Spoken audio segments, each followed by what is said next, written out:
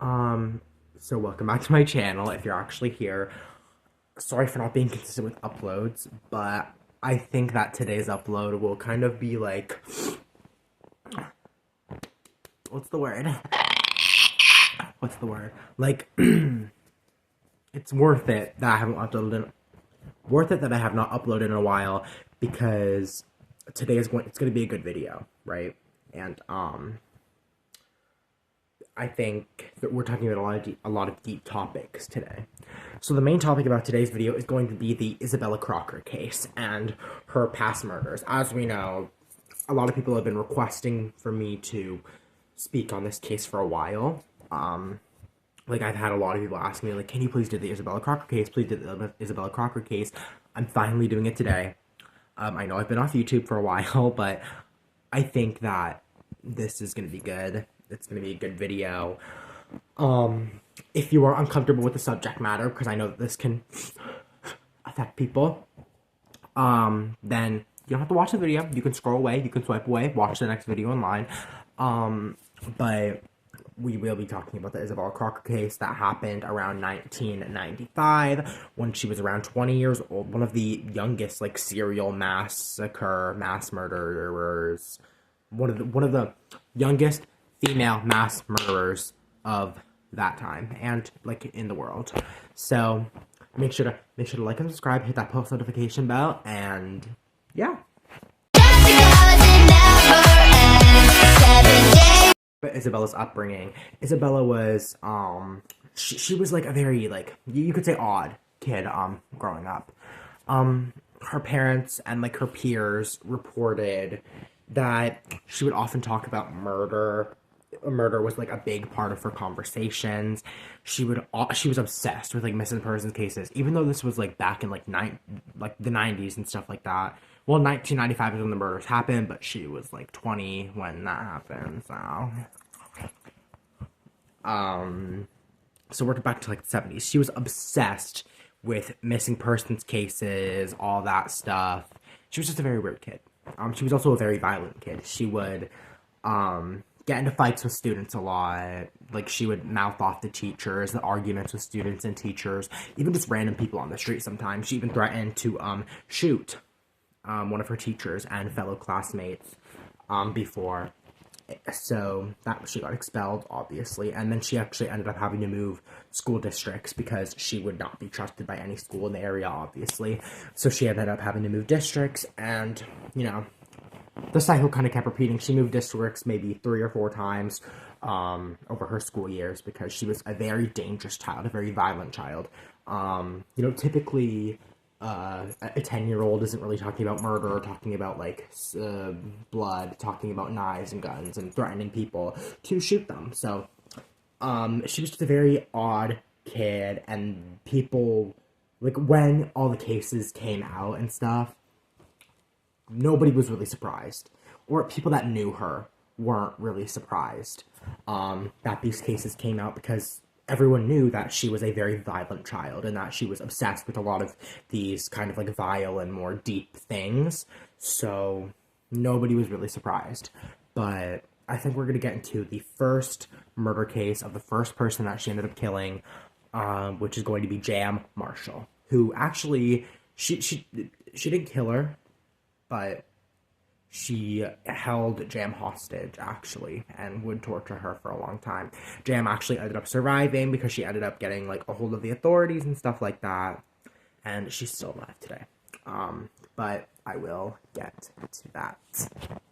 So, about the case of Jam Marshall, her, like, pretty much first victim, I guess. First victim, except it was a very big offense. She was, so basically, Jam and Isabella went to school together. They went to the same elementary school where Isabella graduated, and then they went to the same high school for the first 2 years, because then again, Isabella had to switch districts, blah, blah, blah, blah, blah. And in those 2 years, and the elementary years were, like, the grade 7 and 8, they were not friends. They were enemies, if anything. Isabella would often get into fights with Jam, often threaten Jam. Just, like, a lot of it was a huge thing. Everyone at their school knew, because Isabella always went to like pretty like relatively small schools in relatively small towns. So like everyone kind of knew each other. Everyone in school knew each other. Everyone in the schools knew that Jam and Isabella were not friends, like at all. Like they were very much not friendly with each other. But since they stopped going to the same school, you'd think that maybe that rivalry would end. It really did not, because I mean, even people that went to the same high school as Isabella and Jam, they came and they speak out and say that Isabella and Jam's relationship was even more than enemies. Like it was like they were constantly at each other's throats. They like both of them would skip class just so they could go and like argue in the hallways. It was like it was a huge thing. They are major enemies. More than enemies, as a lot of people would say. So the fact that Jam was ended up being her first victim doesn't really surprise a lot of people, especially people that knew Isabella and Jam back then. Okay, so now let's get into how this abduction of Jam actually happened. So this was when Isabella was in grade 11. Isabella was 16 years old, and at this time she had started hanging around a crowd that was, you know, a lot of thugs, a lot of gangs, like drugs were involved a lot of the time. And you know, just not relatively like a good group of people for Isabella to be hanging out with. But again, nobody's surprised because Isabella was a very violent child and stuff like that. Okay, sorry if that last part cut out. There was an audio issue. But as I was saying, just not a very good group of people for Isabella to be hanging out with. But again, nobody was really surprised because Isabella was a very violent child. Like, people kind of just like expected this, you know what I mean? So Isabella actually told the gang and all of them about Jam. And so like obviously they're gonna take Isabella's side, even though Jam I don't actually think nobody actually reported Jam ever doing anything wrong. Isabella just really did not like her at all. So, you know, Isabella tells her friends about that, and then the next thing you know, they are, like, at Isabella's old school, waiting to abduct Jam. It all happened so suddenly, too, because the way that Jam, like, had to walk home to school was a relatively secluded area where only maybe 2 or 3 other kids that went to the school had to walk, because it was just, like, not a not very house-filled area. Like, there was not many houses there. So that was kind of perfect for Isabella and her friends to abduct Jam. So the way that they did it, Isabella obviously knew the way Jam walked because Isabella would also often follow Jam home just so they could like bicker back and forth, blah, blah, blah, blah. So they're all waiting because there is like a park, like a playground near where Jam has to walk by. So they waited. They were, like, hiding behind a bush or something. And then when Jam was, like, passing by, they all ambushed her, and they took her somewhere. Because one of Isabella's friends was actually, like, 23 at the time, had, like, a full license, full everything, legal adult. They were in a truck, actually. They, stowed Jam in the back of it, and they took her away. Jam was taken to, like, Isabella and her friends, like, little hangout spot. It was, like, this abandoned, like, I think it was, like, some bowling alley, arcade type of thing. But it was, like, very secluded. It was, like, abandoned. You had to, like, go down. Like, it was, like, in the city, but you had to, like, go downstairs to get to, like, this rickety-ass door that nobody really thought of. Nobody really thought down there, because, like, the sign said do not enter and stuff like that. The door was usually locked, like, padlocked, blah, blah, blah. But that was their hangout spot. Like, they would always hang out there, so that is where they took Jam. So Jam was held captive in there for about 2 weeks, and basically, she was not fed. Where she, like, if she was fed, she wasn't fed much. But yeah, just not being taken care of. Even though Jam is, like, the same age as half of these people, including Isabella, they still had power over her because, I mean, Jam was abducted. You know what I mean? So, constantly, they would, like, beat up Jam and stuff like that. And other things were done. Like that, like other things to Jam were done, but I'm not allowed to say that on YouTube or else this video will get demonetized, and I don't want that to happen. But it was just not a very good, you know, time, because, you know, considering Isabella was only 16 at the time, and the, like, because Isabella was like there was 4 other friends. 3 of those other 4 were either 16 or 17, and then there was the one that was like 23. So older people, you know what I mean, or one older person, relatively, the rest of them same age.